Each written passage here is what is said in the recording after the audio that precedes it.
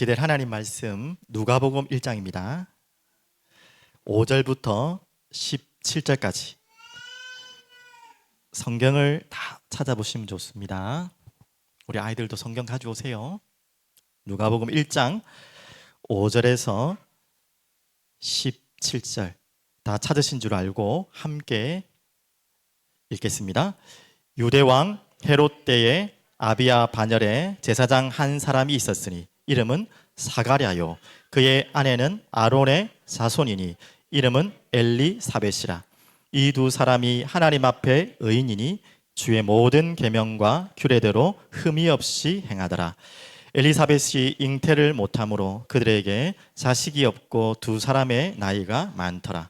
마침 사가랴가 그 반열의 차례대로 하나님 앞에서 제사장의 직무를 행할세 제사장의 전례를 따라 제비를 뽑아 주의 성전에 들어가 분향하고 모든 백성은 그 분향하는 시간에 밖에서 기도하더니 주의 사자가 그에게 나타나 향단 우편에 선지라. 사가랴가 보고 놀라며 무서워하니 천사가 그에게 이르되 사가랴여 무서워하지 말라. 너의 간구함이 들린지라. 내 아내 엘리사벳이 네게 아들을 낳아주리니 그 이름을 요한이라 하라. 너도 기뻐하고 즐거워할 것이요 많은 사람도 그의 태어남을 기뻐하리니 이는 그가 주 앞에 큰 자가 되며 포도주나 독한 술을 마시지 아니하며 모태부터 성령의 충만함을 받아 이스라엘 자손을 주 곧 그들의 하나님께로 많이 돌아오게 하겠습니다. 그가 또 엘리야의 심령과 능력으로 주 앞에 먼저 와서 아버지의 마음을 자식에게 거스르는 자를 의인의 슬기에 돌아오게 하고 주를 위하여 세운 백성을 준비하리라. 아멘. 오늘 말씀 제목으로는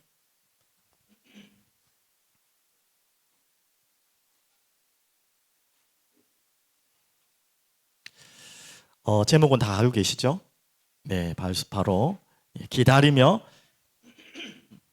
준비하는 자입니다. 기다리며 준비하는 자. 오늘 여러분들에게 한번 여쭤보고 싶은 게 있어요. 여러분 혹시 각자의 차이는 있겠지만 내가 좀 조급하다 이러신 분 있으십니까? 뭐 여러 가지 성격상 아니면 뭐 상황상 내가 좀 조급한 사람 같다 그런 분 혹시 있으십니까? 또 전혀 아닌 것처럼 항상 앉아 계십니까? 저는 그래요, 솔직히. 그래서 뭐 조급할 수 있죠. 근데 그 조급함이 이제 조금 더 지나서 조급증으로 되면 안 되겠죠, 맞죠? 네, 조급증. 그래서 이 부분을 먼저 여러분께 말씀드리려고 합니다. 그럼 조급증이 좀 더 커지면 뭐가 되겠습니까? 증세가 커지면 뭐가 되는 거죠? 병이 되는 거예요. 병까지는 가면 안 되겠죠. 그런데 지금 우리 현대인에 가장 많이 앓고 있는 병이 병명으로 이거를 하는지는 모르겠지만 병원에서는 병명이 아닐 걸로 알고 있는데 조급병입니다. 안 그렇습니까? 또 특히 이 현대 사회, 특히 뭐 너무 빨리빨리 돌아가는 뭐 휴대폰, 인스턴트 시대잖아요. 그래서 모든 현대인들은 다 조급병, 조급증이 다 있어요. 그런데 조금 더 지나서 우리나라는 더 그렇죠. 여러분 다 인정하듯이 특히 우리나라 가운데 경상도가 더 심하잖아요. 굉장히 마음이 급하고 또 말도 막 빨리빨리 하고 또 말 실수도 많고 뭐 경상도 분들이 저도 경상도 사람이지만 좀 그런 실수가 많은 것 같아요. 뭐 그런 지역상 의향상 있겠지만 그건 그렇게 중요한 게 아닌데 우리 한번 잘 생각해 보십시오. 뭐 성격 차원을 넘어서 문화 차원을 넘어서 왜 조급할까? 왜 내 마음에 자꾸 조급한 마음들이 올까? 생각해 보면요, 그 안에는 불안하다는 마음이 반드시 있는 거예요. 맞죠? 불안하지 않은데 조급할 이유가 없겠죠. 또 여러분 마음속에 불안함 속에 내게 지금 부족함이 있다는 거죠. 내가 뭔가 이게 안 되기 때문에 불안한 거겠죠. 저에게는 어떤 조급병이 있었냐, 지금도 있는지는 잘 모르겠는데 공부에 대한 좀 조급병이 있었어요. 네, 공부 열심히 하고 싶고 결과는 잘 받고 싶고 그건 다 우리 아이들도 그렇고 여러분 학창시절 다 그랬을 거 아닙니까? 그런데 잘 안 되는 거예요. 그러니까 불안한 거예요. 공부할 때마다 불안한 거예요. 그러니까 공부할 때마다 우리 아이들 다 동감할 텐데 공부가 집중이 안 돼요. 불안하니까. 뭐 편안해야 공부가 집중되는데 마음은 급해. 빨리 이 책을 읽어야 되고 이걸 지금 빨리 떼야 되고 또 그 이유에는 하나 있겠죠. 제가 또 평상시에 안 하고 벼락치기를 하니까 시간에 쫓기다 보니까 그런 부분도 분명히 있었겠죠. 하여튼 그러니까 불안해지니까 책은 보는데 책이 안 읽혀져요. 빨리 읽어야 되는데 빨리 안 읽어져요. 그럴수록 더 안 되잖아요, 맞죠? 이런 제게 조급병이 있었습니다. 지금도 좀 남아 있는지는 모르겠지만 좀 많이 바뀌었지만 그건 제게 그 부분이 연약하고 불안하던 마음속에서 나온 거겠죠, 맞죠? 여러분들은 또 다른 부분들이 분명히 있을 겁니다. 그러면 오늘 지금 기다리는 자 준비하는 자라는 제목인데 왜 이야기를 먼저 꺼내냐면 기다릴 수 없는 조급병들이 다 있다는 거예요. 모든 사람 다 있습니다. 그리고 이거는 지금 쉽게 얘기하지만 간단한 이야기 아니에요. 참 쉽지 않습니다. 그냥 아이고 내가 성격을 좀 고쳐야지, 좀 차분하게 해야지, 그런 문제가 아니라니까요. 내가 지금 불안한데, 내가 지금 뭔가가 처지는 것 같은데, 남들보다 뒤처지는 것 같은데, 또 남의 아이가 우리 아이보다 훨씬 더 빠르게 가는 것 같은데, 이런 학부모들의 마음들 다 있잖아요, 맞죠? 그런 뭔가 처지는 것 같고 소외되는 것 같고 홀로 남은 것 같은 마음의 불안함이거든요. 이게 해결되지 않고서는 조급함이 없어지지 않아요. 또 여러분이 언제 조급하죠? 방향을 잃었을 때, 길을 잃었을 때. 대부분 그러잖아요.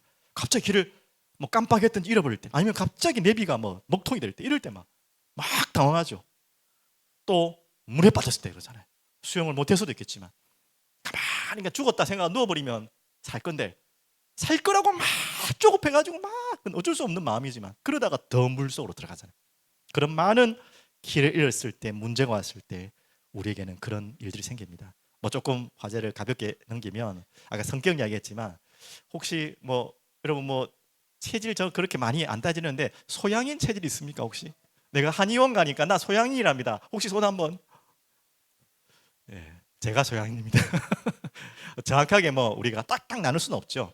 하지만 한의원 예전 어릴 때 가니까 제가 소양인이래요. 자, 소양인의 특징. 순발력과 재치는 있지만 그래서 친화력은 좋지만 조급하고 인내력이 부족하다. 뭐 다 똑같이는 적용 안 되겠지만 그런 특성이 있답니다. 그러니까 뭡니까? 짜증을 잘 낸대요. 그리고 짜증나고 문제가 생기면 급하니까 자꾸 외면하려고 하니까 모든 일을 남 탓으로 말 돌리래. 안 좋은 건 다 있네. 우리 집사람이 막 끄떡끄떡할 것 같아요. 본성에 저 그런 마음이 있어요. 많이 지금 온화해지고 치유됐는데 아마 그런 체질이 창고에 부분도 있을 것 같아요. 그래서 뭐 이런 걸 제가 이야기하는 거 아니고 이 어떤 여러분 또 중요한 거 있죠. 특히 여러분 뭐 병이 딱 걸렸을 때 단순한 병이 아니고 큰 질병이 걸렸을 때 대부분 사람들은 그 병 때문에 어려움을 당한 게 아니라 그 병이 내게 왔다는 것에 대한 조급함 때문에 더 큰 어려움이 온대요. 예를 들면 암이 걸렸습니다. 암이랍니다. 이제 그 말 듣는 순간부터 이제부터 막 사람이 불안해지고 조급해지는 거예요. 뭘 어떻게 해야 되는지 막 발버둥 치면 그런 마음들 다 이해되시죠? 그래서 암이 문제가 아니고요. 그 암 때문에 오는 조급병이 더 문제랍니다. 의사들이 그것 때문에 그것 자제한다고 더 힘들다죠. 그러니까 막 아무거나 막 의사 치료 안 받고요. 막 좋다는 거 막 이것저것 다 먹다가 더 큰 문제 오는 분들이 있잖아요. 그런 부분들이 우리에게 참고해야 될 부분이죠. 자, 이제 조금 더 넘어서 영적으로 가겠습니다. 영적인 조급병에 가장 큰 참 문제를 일으킨 분이 있어요. 이번 주에도 우리 새벽에도 또 수요에도 말씀드린 것 같은데 바로 여로보암이라는 왕입니다. 이 여로보암 왕이 원래는 자기가 왕이 되려고도 하지 않았어요. 하나님이 세우셨다니까요. 하나님이 이 여로보암을 당연히 남유다의 또 심판으로 유다의 심판으로 이 누굽니까 솔로몬의 죄악의 결과로 그 후대부터 이제 심판을 하는 장면 속에서 이제 북이스라엘의 왕이 되지 않습니까? 열지파를 데리고. 근데 하나님 분명히 말씀하셨거든요. 내가 너를 왕으로 세우고 네가 나의 언약을 붙잡고 율법을 지키고 하면 너의 나라와 너를 영원히 지켜주겠다 했거든요. 그런데 여로보암에게는 뭐가 왔죠? 영적 조급병이 왔던 거예요. 그 말씀을 분명히 들었고 그래서 왕이 되었는데 자기 힘으로 된 것도 아니잖아요. 조급해지는 거죠. 어떤 조급병이 왔죠? 상황이 그래 성전이 남유다에 있어. 그러면 이 중요한 절기 때마다 백성들이 남쪽으로 내려갈 텐데 그러면은 이러다가 저들이 마음이 바뀌어서 르호보암에게 마음이 돌이켜서 나를 쳐도를 어떻게 하냐는 대비는 좋은 말이고 예상할 수 있는 이야기인데 조급한 마음이 확 붙잡힌 거예요. 그게 사로잡혀가지고 뭘 했죠? 해서는 안 될 일을 한 거예요. 그래서 우상을 만들고 금송아지를 만들어서 자 내려갈 필요 없다. 남유다까지 내려갈 필요 없어. 성전 내려갈 필요 없어. 자 여기서 섬기면 돼. 그렇게 해서요 가장 모이기 좋은 곳에 다음과 브레사를 딱 모셔놓고 거기에다가 절하도록. 이 조급병의 시작이 어떻게 됐습니까? 북이스라엘 전체를 그 길로 가게 했어요. 모든 왕들이 여로보암의 길을 가도록 했던 단추를 열었던 시작의 사람입니다. 얼마나 참 안타깝고 무시한 이야기입니까? 그래서 지금 이 조국병이라는 가볍게 생각했던 이야기가 지금 이렇게까지 확산됐어요. 그렇게도 될 수 있다는 거예요. 우리 마음의 조급함이, 그로 인한 그 이전의 불안함이 영적인 것과 딱 잡혀버리면 죄악의 길로 가고 우상의 길로 갈 수 있다는 거예요. 그 대표적인 예가 이스라엘의 광야 백성들 아닙니까?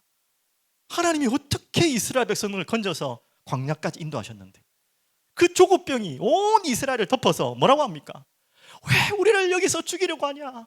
여기서 굶어 죽이려고 하냐? 어떻게 이렇게 하려고 하냐? 다시 돌아가자. 한두 명이 그랬으면 이해되는데 그게 전체 광야 백성들의 조급병의 집단 상태였어요.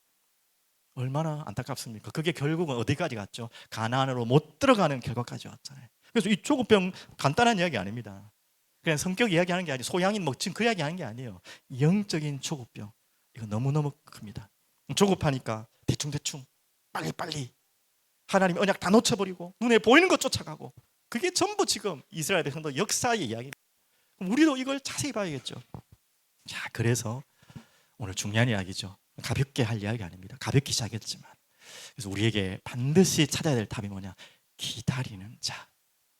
근데 이게 뭐 당연한 이야기고 당연한 답인 거 알고 수많은 메시지 속에 우리 들어왔지만 참 안 되죠. 그래, 문제에 우리가 또 당황하고 조급해지지 말고 하나님 약속 다시 찾고 회복하고 붙잡아야겠다라는 거는 우리가 너무 들었는데, 당장 닥쳐버리면 또 엉뚱한 길로, 또 광야 백성들처럼, 또 여로보암처럼 엉뚱한 내만의 우상을 만들어가지고, 왜 우상은 빠르거든요. 우상은 금방 해결해 주거든요. 하나님은 왜 이렇게 충청도 분이신지 느릿느릿, 왜 이렇게 말은 해도 말귀를 못 알아들으시는 건지, 왜 이렇게 뜸을 들이시는 건지. 그러니까 당장 우상이 빨라요. 귀신한테 찾아가는 게 빨라요. 당장 세상 것 찾아가는 게 훨씬 빨라요. 이 답답한 불안한 마음을 금방 해결해줘요. 안 그렇습니까? 거기에 우리는 계속 걸려들어요. 믿지 않는 자는 말할 필요 없고요. 믿는 자 또한 그렇게 된다는.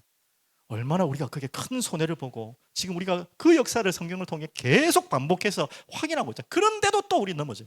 그래서 우리가 가벼운 이야기 아닙니다. 그래서 또 들어야 되는 거예요. 다 아는 이야기지만 또 들어야 돼요. 기다리는 자. 오늘 왜 얘기를 했냐면, 오늘 본문이 그런 자의 모습들이 있어요. 기다리는 자. 오늘 지금 세례 요한이 태어나기 전에 조금 어려운 말로 수태고지라 그러거든요. 이제 수태고지의 모습들을 보여주는데, 거기에 수태고지를 받은 두 인물이 있죠. 세례 요한의 아버지와 어머니, 그 이야기입니다. 지금 오늘은 그 이야기입니다. 누구죠? 이 5절부터 보시면 누굽니까? 네, 사가랴. 이름 좀 발음이 어렵죠. 그리고 그 아내는 엘리사벳. 사가랴와 엘리사벳. 자, 이 두 분이 어떻게 보면 그 조급할 수 있는 시간에 그 환경 속에서 기다릴 수 있는 자의 또 모델로 삼을 수 있는 인물입니다. 그래서 오늘 이 말씀을 전한 것입니다. 그래서 엘리사벳, 사가랴, 이름부터 너무 은혜로워요. 저번에도 데오빌로라는 이름을 했지만 이스라엘의 백성들에게 이름에는, 믿음의 사람들에게 다 언약이 있거든요. 그래서 사가랴, 발음 우리 발음 어렵지만 뜻이 뭐냐? 여호와께서 기억하셨다, 이런 뜻이. 여호와께서 기억하셨다. 엘리사벳은 지금도 많이 쓰는 이름이잖아요. 외국에서는 엘리자베스, 맞죠? 하나님은 나의 맹세, 약속, 이런 뜻이에요. 얼마나 좋은 이름입니까? 또 하나 더 이름이 있어요. 하나님을 예배하는 자. 그래서 이름 자체가 이미 언약이었고, 또 이름대로 이들은 기다릴 수 있는 믿음이 있었던 사람들이었습니다. 한마디로 여호와께서 기억하셨다는 말은 뭐냐?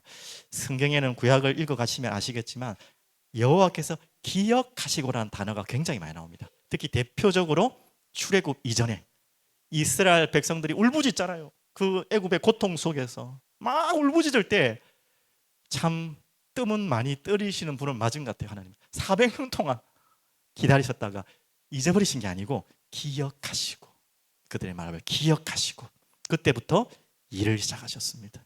잊어버리신 게 아니에요. 까먹었다는 말이 아니에요.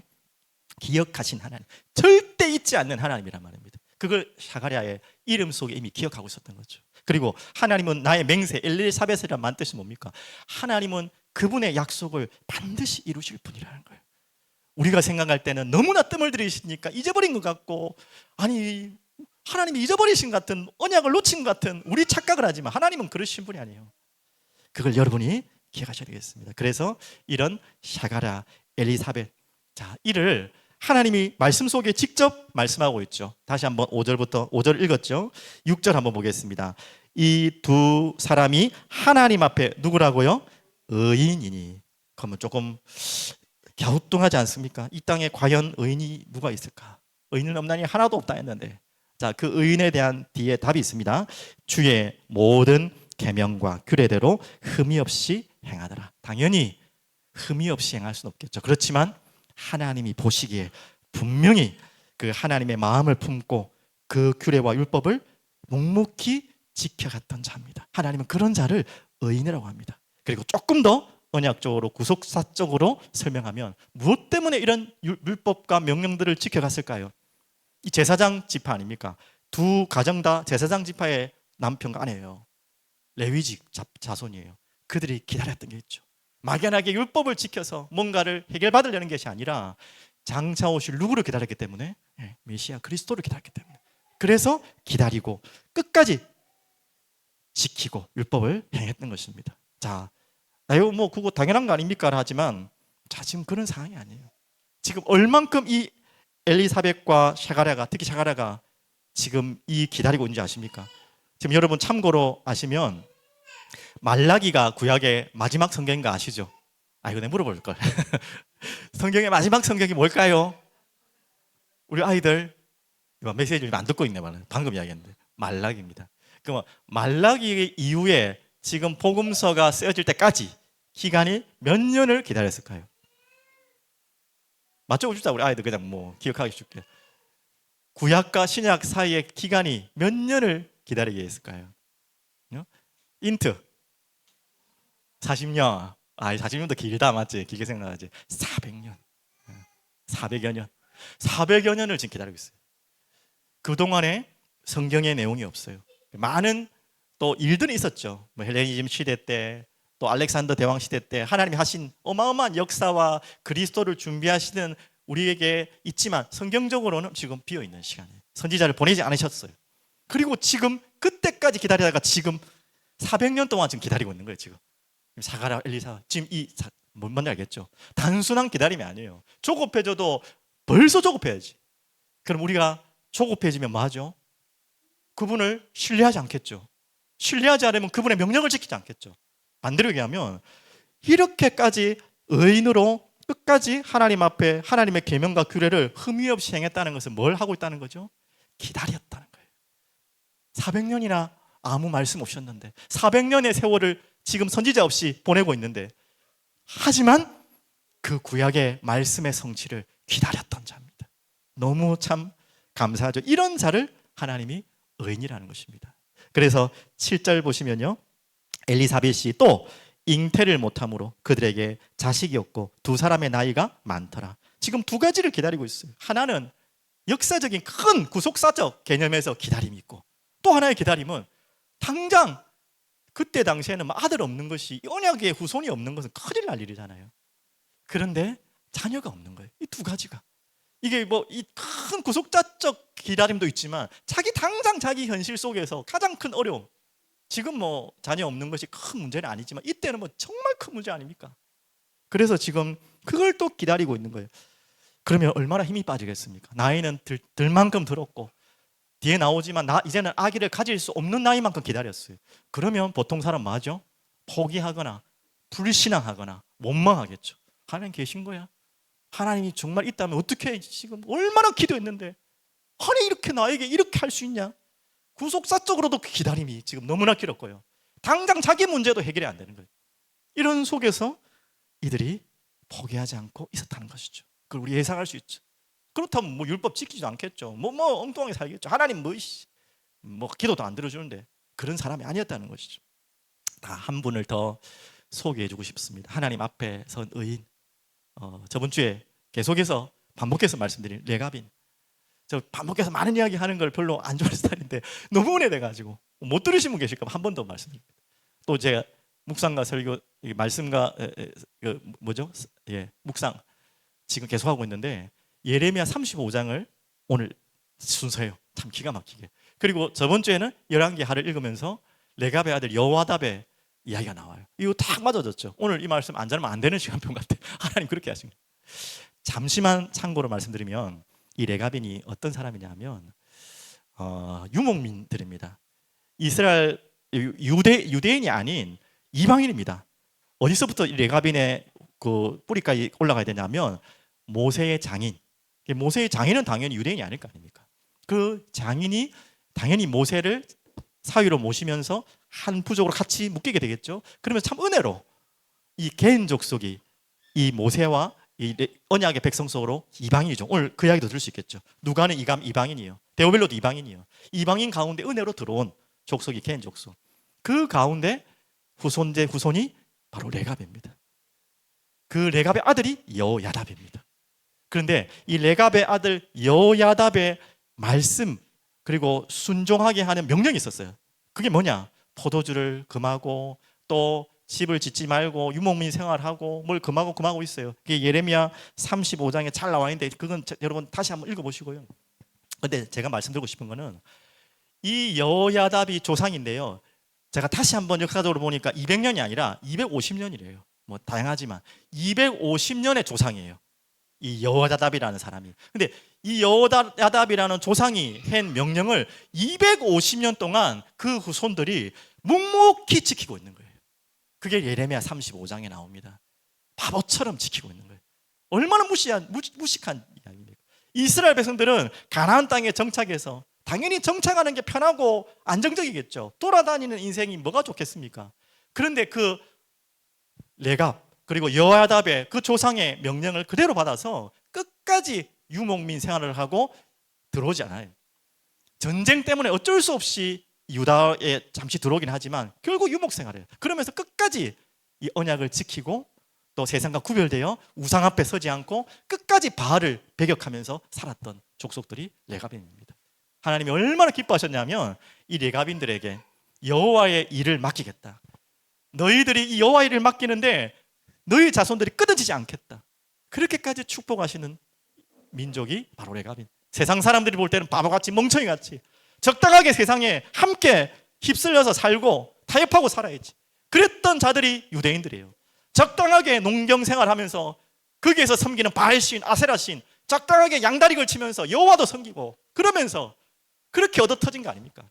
레갑인은 끝까지 나와서 이 바알을 배격하면서 여호와만 섬겼던 민족입니다. 참 바보 같은 사람이죠.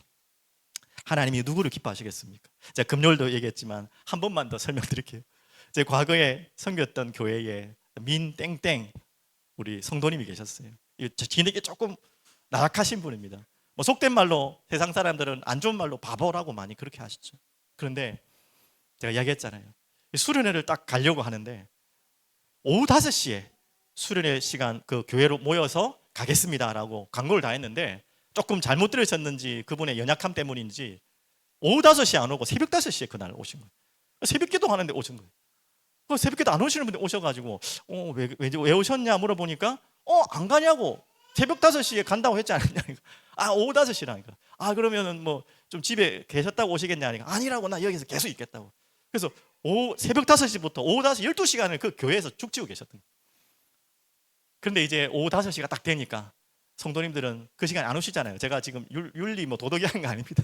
이렇게 오실 수 있죠. 그리고 대부분은 가까운 곳이니까 교회도 안 오시고 바로 그냥 가시고 1박 2일인데 막 집에 가시고 이러더라고요. 제가 그걸 이야기하면서 뭘 하겠냐면 제가 그래서 뭐 성도님들 실망했다 이런 말 절대는 아니고 뭔 이야기를 하냐면 제 마음에 그 바보 같은 분이 너무 귀하게 보이더라고요. 모자라시고 정말 교회에 별로 어떻게 보면 육신적으로 도움이 안 되실 것 같은 느낌도 들지만 너무 이쁘고 내 마음에 목회자의 마음에 너무 귀하게 느껴지더라고요. 다 자기 사정 따라 자기 생각 따라 다 계산하는데 그분은 바보같이 그냥 앉아있는 거예요. 이런 작은 생각을 하면서 하나님 마음을 생각해봤어요. 하나님은 과연 어떤 자를 기뻐하실까? 아니 이 부족한 목회자도 이런 정말 바보 같은 성도가 너무 귀한데 하나님은 어떤 하나님의 백성들을 정말 귀하게 했습니까? 똑똑하고 머리 좋고 스펙 있고 많이 가지고 맞죠? 필요하죠. 하나님의 나라의 헌신을 위해서. 그럼 그게 틀렸단 말이 아니라 그런 자를 하나님 기뻐하신 게 아니에요. 그 기준이 아니라는 거죠. 바보같이 묵묵하게 왜 그럴 수 있을까요? 하나님 사랑하니까. 그리고 사랑하니까 믿는 거죠. 어떤 말을 해도 믿는 거예요. 바보라서 믿는 것도 있지만 너무 사랑하면 바보가 되잖아요. 우리 딸 바보, 또 손자가, 아니, 할아버지 할머니가 손자 바보 되잖아요. 정말 바보라서 그렇습니까? 너무나 이쁘니까 다 믿고 다 수용해 주는 거잖아요. 그런 마음으로 우리가 하나님 너무 사랑하니까, 너무 좋으니까 그분이 하는 모든 말씀은 말이 안 되는 것 같아도 믿는 거예요. 당연히 말이 되지만, 그리고 기다리고 순종하는 거예요. 그런 자가 하나님 앞에 하나님이 의인이라고 부르신 것입니다. 400년 동안 바보같이 기다리고 있어요. 지금 구약 전체의 메시아를 기다리고 있어요. 선지자까지 보내지 않으셨어요. 그런데 바보처럼 이 사가랴와 엘리사벳이, 또 아까 말했던 레가빈이 250년 동안 바보같이 세상과 타협하지 않고 끝까지 자신의 언약을 지키며 세상과 구별되어 살아갔던 그 바보처럼 하나님이 찾고 있는 사람, 기다리는 자를 찾고 있는 거예요. 기다리려면 어떻게 된다고요? 사랑해야 기다릴 수 있어요. 사랑하는데 기다리는데 힘들지 않아요. 맞죠? 사랑하는 사람을 기다리는데 힘들지 않아요. 안타까움은 있겠지만, 그리고 그분의 믿고 그분을 소망할 수 있어요. 그래서 사랑, 소망, 믿음, 이게 우리의 세 가지죠. 당연히 되어질 수밖에 없는 것입니다. 오늘 이 속으로 정말 들어가는 우리 모든 성도님들 되시길 바랍니다. 그러면 두 번째입니다. 또한 그것과 함께 오늘 13절 보십시오. 천사가 그에게 이르되 사가랴가 무서워하지 말라. 분명히 나왔죠. 너의 간구함이 들린지라. 포기하지 않았어요. 사가랴 엘리사벳이 아유 이제는 막 아무리 기도해봐야 안 되나 보다, 포기하고 될 대로 되라, 이게 아니었어요. 계속 간구했어요. 분명히 여러분 그 비밀 있길 바랍니다. 기다리면서 기도하는 것입니다. 간구하는 것입니다. 하나님 들으십니다. 하나님은 하나님의 백성의 기도를 외면하신 적이 없어요. 우리의 착각입니다. 안 들으신 것 같고 뭔가 못 들으신 것 같은 착각은 우리에게 올 수 있지만, 하나님은 우리의 한숨도 어떤 기도도 다 들으세요. 잘못된 기도라면 바꿔서라도 응답 주시는 분이세요. 엉뚱한 기도라면 바른 기도 할 수 있도록 돌려서 하시는 분이지, 안 들으시고 외면하시는 분이 아니세요. 간구함이 들린지라. 여러분 기도로 기다린 자 되길 바랍니다. 다시 말씀드립니다. 이 기도 안에는 아까 말했던 하나님을 향한 영원한 사랑, 그리고 하나님을 영원한 신뢰, 그리고 그분을 향한 소망이 있어야 돼요. 그래야지만 기다릴 수 있어요. 그래야 기도할 수 있어요. 다시 말씀드립니다. 메시아 400년 만에 나타날 선지자, 지금 누구를 기다리죠? 분명히 말라기에서부터 예수님이 오기 전에, 누가 와야 됩니까? 이분이 오시지 않으면 예수님이 올 수가 없어요. 누굴까요? 우리 아이들, 예수님이 오셔야 되잖아. 예수님이 오시려면 구약의 예언의 성취대로 하면 누가 반드시 와야 돼? 오! 구약에는 그 인물을 엘리야라 그랬죠. 그 엘리야가 결국 세례요한입니다. 세례요한이 와야지 예수님 올 수 있는 거예요. 자, 그 기다림의 사람의 가정에서 하나님 누구를 보내셨죠? 이미 다 절대 주권 아래 예비된 이야기겠지만 바로 세례요한이 나오는 이야기입니다. 그렇게 아들이 나오는 분입니다. 얼마나 아름답고 귀한 이름입니까? 그래서 400년 만에 나타낼 선지자, 예수 그리스도 이전에 엘리야, 그 세례요한 나오는 장면이 오늘 여러분과 제가 읽고 있는 이 본문입니다. 너무나 감사하죠. 그래서 우리는 또 기다립니다. 이 사가랴와 엘리사벳이 기다렸던 그 메시아, 우리는 이미 오셨죠. 이제는 다시 오실 그리스도를 기다리는 것입니다. 초림은 이미 임했고 재림을 기다리는 거예요. 오늘 그런 기다림의 기도의 사람들 되시기를 간절히 축복드립니다. 그러면 잠시 조금만 적용하면요, 여러분이 기다리지 못하는 가장 많은 대상들이 있겠지만, 뭐 일들이 있겠지만, 제일 많이 못 기다리는 게 뭐죠? 저는 한번 곰곰이 묵상하니까 사람에 대해서 참 못 기다리는 것 같아요. 일도 못 기다리지만 사람에 대해서 참 못 기다리는 것 같아요. 사람은요, 천천히 오래 보고 기다리면서 이렇게 교제를 해야 되는 겁니다. 우린 대부분 착각하는 게 딱 첫인상 중요하긴 맞아요. 맞긴 맞지만 첫인상 한번 딱 보고 에이 아니다. 특히 어른들 더 그렇죠. 한번 딱 이제 경험이 많으니까 첫인상이 딱 아니면, 말해보고 좀 안 통하면 그냥 그러니까 형식적으로 예의적으로는 네네 하는데 딱 마음 닫아. 그런 분들이 의외로 어른이 되면 될수록 더 많은 것 같아요. 저도 목회를 했기 때문에 많은 분들을 만나고 많은 새가족분들, 많은 분들을 만납니다. 저는 그거 하나만큼은 절대 안 속으려고 해요. 야, 저분 보니까 뭐 그런 것 같은데 경험상 전혀 아닌 분이 더 많아요. 이분은 이런 사람이겠지, 이런 분이겠지 착각했지만 알고 보면 훨씬 더 풍성한 분이에요. 우리가 한 사람을 안다는 거는요 불가능한 겁니다. 하나님뿐 외에는 불가능해요. 근데 우리는 함부로 조금 대화 나누고 조금 보고 사람이다, 저런 사람이라고 착각을 할 때가 많죠. 거기에 대해서 절대 속으면 안 돼요. 이런 조급증 때문에 우리가 많은 것을 놓치죠. 또 예를 들면 특히 세리, 유대인들이 가장 싫어했던 세리, 아예 상종도 안 했잖아요. 맞죠? 그래서 마태가 바로 이 세리 출신입니다. 그리고 우리가 너무 잘 알고 있는 삭개오가 세리입니다. 그냥 볼 때는 키도 쪼만하고 세리에다가 상종하겠습니까? 여러분 같으면. 에휴, 여러분 유대인 같으면 아예 그냥 말도 안 썼겠죠. 근데 그 삭개오가 어떤 인물입니까? 하나님의 예수님의 말씀을 듣고 너무 간절하게 회개하며 자신의 모든 재산 절반을 다 내놓겠다, 가난한 자들을 위해서. 그리고 혹시 자기가 잘못된 방법으로 돈을 끌어모았잖아요, 옛날 세리가. 그런 게 있다면 그거에 3배를 더 갚아주겠다, 3배로 다 하겠다. 완전히 그리스도께로, 예수께로 회개한 사람의 모델이죠. 맞죠? 전혀 소망 없는 사람 같은, 정말 부족한 삭개오 같은. 그러니까 우리가 그런 착각을 할 수 있는, 그런 귀한 분들을 못 알아볼 수 있다는 거예요. 에이, 세리니까 키도 난쟁이고 야 이상하고 배경도 그렇고 말하는 것도 그렇고.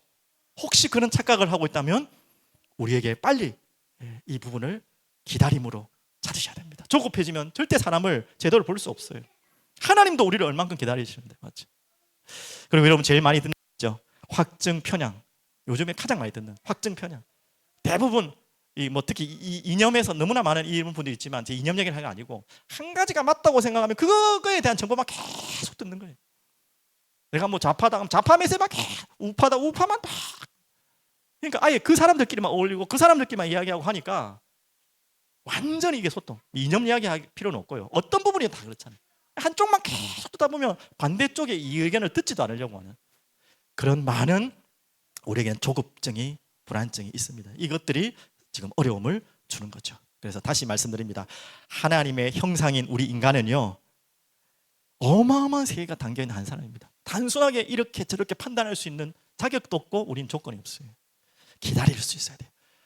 자, 이제 먼 이야기지만 우리 가정 안에 돌아옵시다. 여러분 자녀 잘한다고 생각하죠. 참 맞겠죠. 부모로서 자녀를 모를 수가 있겠습니까? 그런데 제일 못 기다리는 사람이 또 부모예요. 안 그렇습니까? 이게 조급증. 저도 마찬가지. 이런 부분들, 또 가족들, 또 여러분이 기도하는 많은 대상자들 참 못 기다려지겠죠. 그만큼 마음이 조급하잖아요. 진짜 복음 안 듣네 진짜. 진짜. 이놈 진짜 예배 또 안 오고 진짜 말씀도 안 듣고. 말씀 좋은 마음인 거 아는데 참 잘 안 돼요. 정말로. 그렇다고 무조건 내팽개치고 될 대로 이 말이 아니라, 아까 말씀한 것처럼 진짜 하나님 앞에서 조용히 간구하며 기다릴 수 있는 이런 엘리사벳과 사가라의 은혜가 여러분에게 임하기를 바랍니다. 자, 그러면 두 번째인데요, 여러분이 이 기다림이라는 이 답이 나지 않으면 또 두 번째 게 안 돼요. 준비가 안 돼요. 또 기다림이 없이 조급하면 아까 제가 좀 예화를 든 것처럼 많은 준비를 하는데 엉뚱한 거예요. 대충 빨리 하다 보니까 준비가 더 엉뚱하게 되고 안 하니만 못하니잖아요. 제가 좀 그런 스타일이에요. 일하는 스타일이 그렇거든요. 말 빨리빨리 하려니까 손도 막 야무지도 않고 하니까 말 해놓으면 우리 집 사람이 속이 터져요. 막 하지 마라 그냥 하지 마라 그냥. 내가 하는 게 더 빠르다. 충분히 이해됩니다. 그러니까 조급하면요 준비를 할 수 없어요. 많이 한다고 하는데 그 준비가 안 돼요. 여러분, 그러면 준비하는 자, 기다리는 자가 진정한 준비를 할 수 있는데 어떤 준비를 해야 될까요? 오늘 이걸 찾아야겠습니다. 지금 이 준비된 자의 모델이 오늘 계속 이야기하고 있죠. 기다리면서 준비하고 있던 자죠. 근데 더 중요한 것, 이전에 더 본론적인 이야기를 하면, 더 원론적인 이야기를 하면 바로 이분을 알아야 됩니다. 여호와 이레, 하나님이 모든 것을 기다리시는 분이고요, 모든 것을 준비해 두신 분입니다. 여러분, 그걸 아셔야 됩니다. 이 하나님 알아야 돼요. 하나님은요 기다리면 그냥 도 같은 분이에요. 저는 그거 잘 인정 안 되는데요. 저는 기도해도 안 되는 것 같고 여러분 잘 생각하십시오. 나를 보라, 다른 사람 자꾸 누구 생각하지 마시고 하나님이 나를 기다리셨습니까? 안 기다리셨습니까? 안 기다리셨으면 여러분과 저는 이 자리에도 없고 구원받을 수도 없는 존재. 얼만큼 기다렸냐면 나 표현이지만 바보처럼 기다리신 분이에요. 기약도 없이 기다리신 분이 얼마나 이스라엘 백성들을 기다리시고 지금까지도 기다리신 그런 분이신 것을 믿으시고요. 그리고 기다리신 뿐만 아니라 하나님은 모든 것을 준비하시는 분입니다. 그래서 이 단어를 한마디로 뭐라고 하죠? 여호와 이레, 여호와 이레 하나님을 아시기 바랍니다. 제가 저번 주간에 그 미국에서 또 세계적으로 가장 영향력을 많이 주고 있는 목사님인데 존 파이퍼라는 목사님, 뒤에도 있어요. 하나님의 기쁨이라는 책이 있는데 이 목사님 간증을 잠시 들을 수 있는 기회가 있었습니다. 이분이 원래는 당연히 목사님의 자녀로 자랐지만 자유주의 신학 아시잖아요. 하나님의 절대 주권을 인정하지 않는 신학에 자기가 심시되어 있었어요. 그래서 예정론, 이 하나님의 주권, 섭리 이걸 전혀 부정했어요. 학교 다닐 때도 교수님 앞에서 얼만큼 당돌했냐면 딱 교수님 나가는데 딱 입구에 잡아놓고 교수님 보십시오 하고 펜을요 딱 들고 팍 떨어뜨리는 거라. 자, 이게 하나님의 주권입니까? 대가인 겁니까? 이렇게 딱 막 얼마나 교만한지 알겠죠? 내가인 겁니다. 이게 무슨 하나님의 주권이며 내가 던졌습니다. 이런 식으로 따지던 사람이 존 파이퍼라는 목사님이셨대요. 그런데 언제 이 마음이 깨졌냐? 조금 그 뒤에까지는 간증이 좀 느껴지지가 못하겠고 어느 날 성경을 읽는데 성경에서 답을 찾아야겠죠. 하나님의 주권과 섭리에 대한 성경을 파란색으로 다 찾아서 껐대요. 그리고 그 반대되는 거 자기가 지금 믿고 있다고 생각했죠. 하나님 주권 이거 난 인정 안 한다. 다 우리가 뭔가를 해야 되지. 그거에 대한 반대되는 내용을 또 다른 색깔로 쫙 현관펜으로 껐대요. 자, 성경을 다 읽었습니다. 어떻게 됐을까요? 자, 이 성경책이 어떻게 됐을까요? 자, 파란색이고 빨간색이라 예를 들면 파란색으로 쳐져 있을 것은 빨간색 쳐져 있겠습니다. 예. 자, 거기다가 파란색. 당연히 빨간색 부분도 있을 수 있겠죠. 근데 그는 또 다른 의미로 해석되는 거예요. 완전히 파란색으로 덮쳤대요. 그때 자기가 무릎 꿇은 거예요. 머리로는 이성적으로는 이해가 안 되잖아요. 하나님 예정하셨다, 섭리하셨다. 그런데 하나님의 모든 말씀은 그걸 말하고 있는 거예요. 거기에 자기가 순종하고 자유주의에서 나와서 이제는 칼빈주의로 또 이 하나님의 절대 주권주의로 바뀐, 그래서 가장 지금 이 시대에 살고 있는 가장 성경적이고 신학적인 중요한 영향을 주고 있는 분이죠. 그분이 다 맞다고는 할 수 없지만 당연히요. 그런 간증을 했습니다. 제가 무슨 이야기를 합니까? 바로 하나님이 준비하신, 여러분 너무나 잘 알고 있는 아브라함 사건, 이삭을 준비하셨. 이삭을 바치라고 했지만 하나님 이미 수량을 준비해 두셨어요. 그런 것처럼. 그래서 하나님은 준비하신 것으로 끝난 게 아니라 준비를 통해 또 다른 일을 하시려고 하는 거죠. 자, 그럼 오늘 8절 9절 같이 보겠습니다. 8절 9절. 마침 사가랴가 그 반열에 차례대로 하나님 앞에 제사장의 직무를 행할세. 제사장의 전례를 따라 제비를 뽑아 주의 성전에 들어가고 분향하고. 우리는 그냥 쉽게 그러나 보다 제사장이니까 제사 지내러 헌신하러 가나 보다 하지만 이것이 바로 하나님의 섭리입니다. 이 제사장이 조금 성경적 이야기하면 24반열이라고 한마디로 어려운 이야기인데 24팀이 있다고 사람 조를 생각하면 그 24반열 안에 여러 반열이 있어요. 그래서 지금 이 제사장 스가랴는 누구의 반열? 아비야라는 반열에 소속한 제사장이에요. 그러면 그 24반열 속에서 그 또 사람이가 또 제비를 뽑는 거예요. 그러니까 한마디로 1년에 한 번, 두 번, 평생에 한 반열이 1년에 한 번 오기도 어려운데 평생에 내가 분향하는 것이 평생에 한두 번 이상 어려울 정도로 많은 제사장이기 때문에 그렇게 어렵대요. 근데 제비 뽑아서 들어간다. 그냥 우연이 아니죠. 완전히 하나님의 섭리와 계획 속에서 이루어진 일이라는 것입니다. 그래서 성전에 들어가 분향하는데 그때 오늘 말씀이 나오죠. 자, 보시면요. 13절, 15절 쫙 보시면요. 천사가 그에게 이르되 사가랴야 무서워하지 말라. 너의 간구함이 들린지라. 내 아들 엘리사벳이 네게 아들을 낳아 주리니 그 이름을 뭐라고 한다고요? 요한이라. 요한이라는 뜻은 너무 좋은 이름이에요. 여호와는 은혜가 깊으시다. 이런 뜻으로 요한이라 하라. 너도 기뻐하고 즐거워할 것이요 많은 사람도 그의 태어남을 기뻐하리라. 이렇게 하나님이 기다리시고 준비해 두시고, 이 엘리사벳과 사가랴는 솔직히 기대 안 했거든요. 이제 아들이 올 거라는 건 기도는 했지만 기도를 하는데 기대가 안 될 때 있잖아요, 여러분. 불신앙이라고 하긴 좀 그렇고 기도는 계속하지만 과연 이게 될까? 그런 마음이 있었던 것 같아요.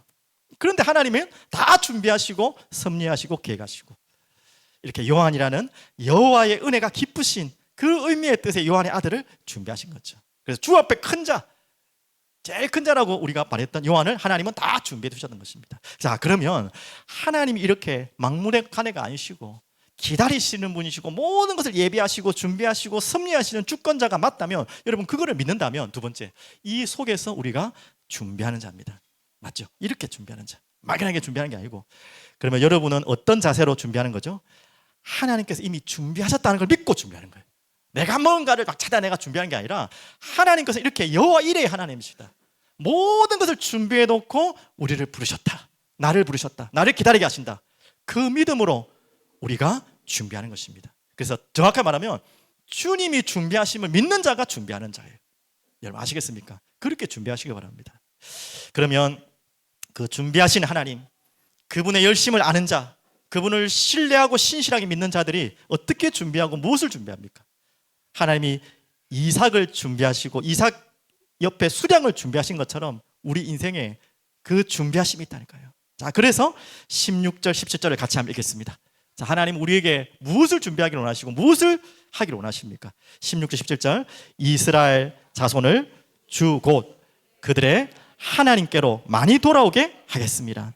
그가 또 엘리야의 심령과 능력으로 주 앞에 먼저 와서 아버지의 마음을 자식에게 거스르는 자를 의인의 슬기에 돌아오게 하고 주를 위하여 세운 백성을 준비하리라. 자, 이 일을 위해서 누구를 불렀다고요?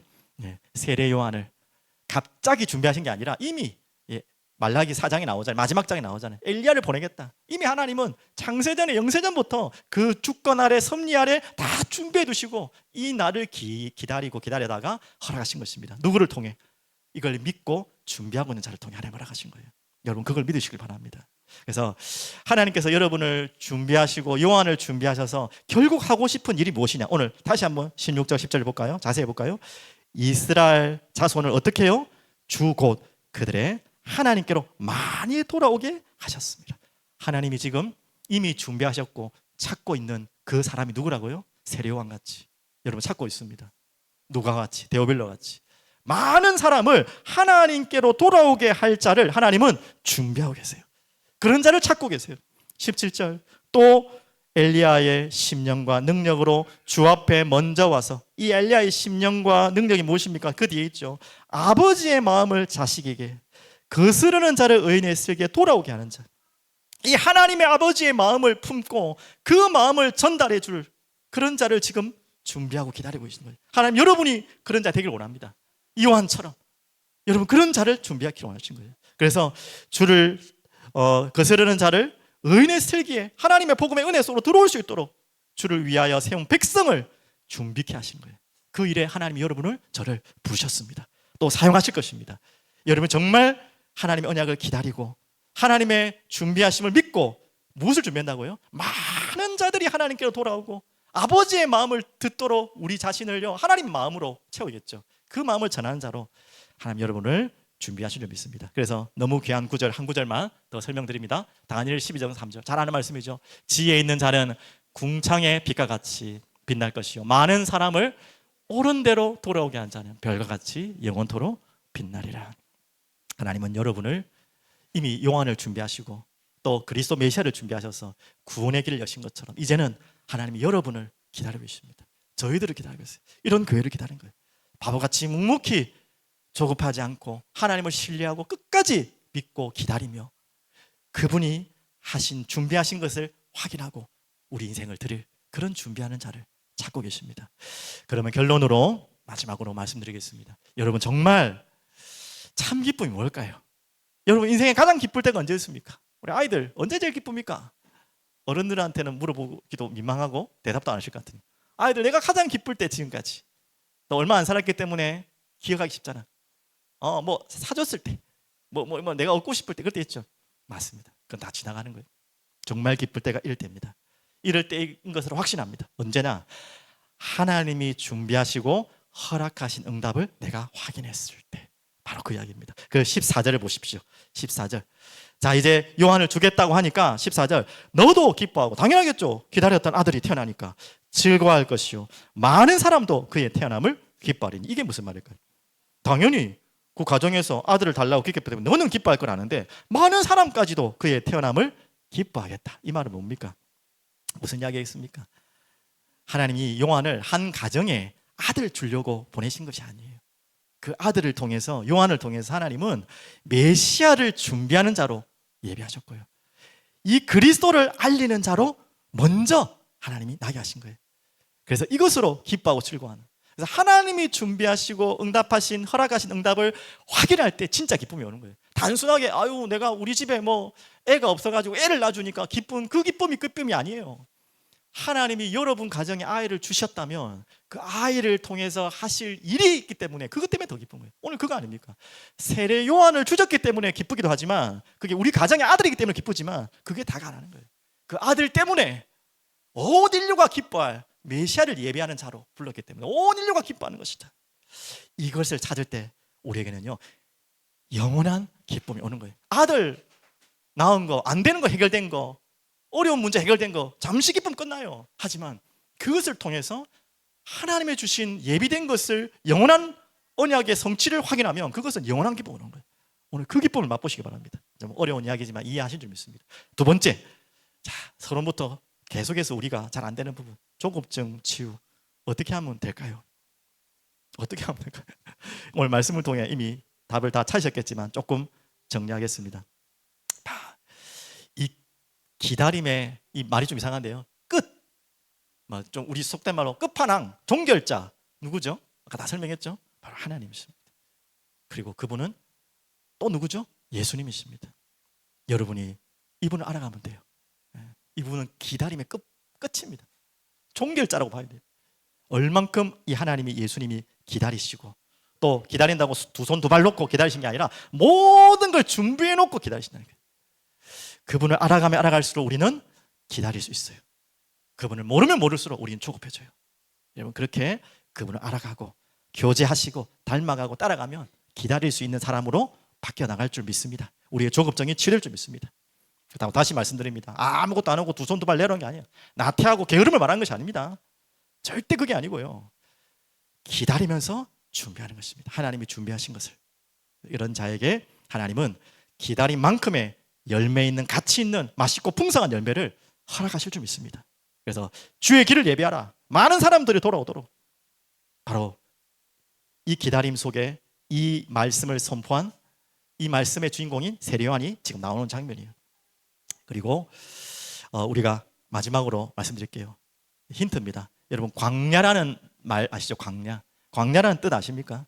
광야를 원어로 말하면 미드바르라고 합니다. 미드바르. 근데 이 단어가 참 재밌는데요, 미드바르는 다바르라는 말씀과 연결되어 있어요. 그래서 말씀이 임하는 장소가 광야래요. 요 딴판이죠. 우리가 생각했던 힘들고 부족하고 메마른 곳이 광야라고 생각하는데, 하나님은 이 광야라는 단어 속에 말씀이 임하는, 말씀이 선포되는, 말씀이 드러나는 곳이, 그게 광야예요. 여러분이 지금 광야 같은 뭔가, 다 각자 다르겠지만 환경에 있습니까? 그것 때문에 기다릴 수 없는 분이 있으십니까? 하지만 하나님은 그 광야에서, 그 기다림을 통해 하나님이 준비하신 말씀을 주시려고 하는 거예요. 광야에선 큰 문제 없었어요. 진짜 문제는 언제 왔냐? 광야를 지나고 가나안 땅에 정착하면서 진짜 문제가 왔어요. 여러분, 반대로 생각합시다. 지금 여러분에게 있는 문제는 광야가 문제가 아니에요. 안정이 문제예요. 나는 이제 다 편안하고 안정되고 아무것도 뭐 없다. 그때부터 우상이 들어왔던 것입니다. 그때 편안하고 그때 조급 안 할 것 같죠? 그때 더 조급해져요. 사람이 희한해요, 사람이. 그래서 여러분이 이 부분을 잘 생각하시고, 환경이 좋아져서 조급증이 없어지는 게 아니라는 말입니다. 환경이 어려워서 조급하다는 말도 아니라는 말입니다. 말씀이 떠나는 순간부터 여러분은 계속 조급해지고요, 못 기다려요. 하나님의 기다리심을 모르는 순간부터, 그분이 준비하신 말씀을 모르면 우리는 날마다 헤매고 다녀. 아무리 안정적으로 하고. 이것을 찾고 기도하는 여러분 되시길 바랍니다. 그래서 정말 하나님 말씀에 거하는 여러분 되기를 마지막까지 기도하며 축복합니다. 살아계신 주님, 감사합니다. 오늘도 기다리며 준비하는 자로 우리를 부르시고, 우리가 생각할 수 없는, 우리가 다 이해할 수 없는 그 일로 인해 조급하고 분주하고 답답하고 불안해했던 모든 우리의 심령이 기다리고 준비할 수 있는 믿음의 마음으로, 순종의 마음으로, 또 하나님의 준비하신 것을 찾고 기다릴 수 있는 언약으로 우리를 이끌어 주시옵소서. 감사드리며 살아계신 예수 그리스도 이름으로 기도합니다. 아멘.